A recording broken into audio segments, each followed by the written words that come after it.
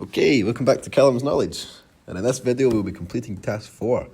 This task focuses on two key programming structures, the for loop and the while loop. We'll apply both of these in a financial context, first to list our common expense categories and then to simulate the depreciation of a business investment over time. Now, we'll start by creating a list of expense categories. So we'll use just common basic ones like salaries, rent, utilities, and so on. And in Python, a list is a collection of items which are stored in the square brackets. And here we're using it to represent the 5 typical business expenses. The list allows us to store and work with these values in an organised way, which is very ideal for accounting tasks like preparing budget summaries or financial statements. Now this loop iterates through the list and prints each item one by one. Now this is very useful for producing readable outputs and reports where we may want to clearly display line items. For example, this can be done when listing all expenses on a monthly summary sheet. Now, we'll just finish off this little part here. Print category.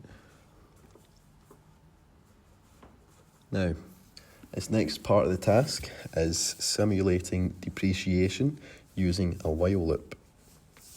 Now, we'll imagine the business has made an initial investment of £100,000 and that investment will depreciate by 10% each year. And we'll make it over a 5-year period. So that 0.10 means it's 10%. Of course, we're going to work with Great British Pounds, GBP. I'm going to write years, 5 years, because it's 5 years of the investment. So, this is typically used in calculation and often for long-term assets such as machinery or equipment where value tends to decrease over time. Now here, the initial underscore investment is a float representing the starting asset value. Depreciation underscore rate is also a float representing 10% per year. And the years tells us how long we'll run the simulation. And we'll use the year equals 1 to begin at year 1. Now, let's use a while loop to perform the calculation. Let's break this down. On each iteration, the current value is reduced by 10%.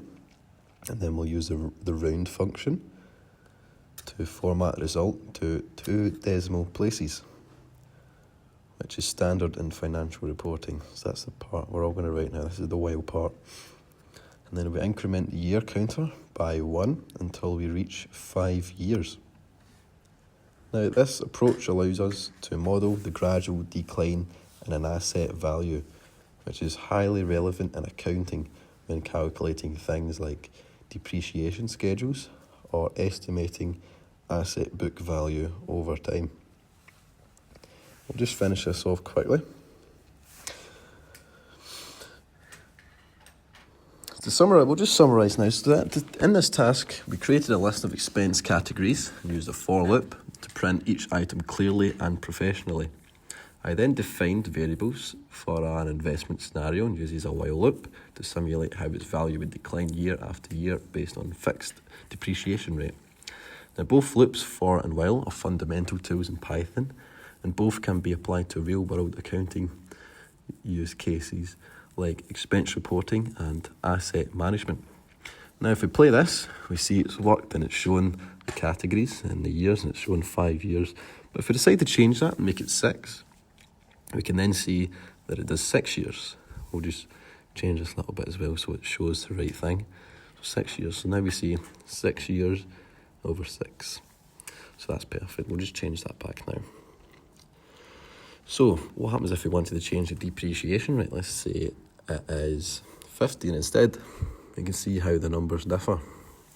That means this code is all working perfectly and it's been successful. Thanks for watching. That's the end of task 4, and I'll catch you in the next one.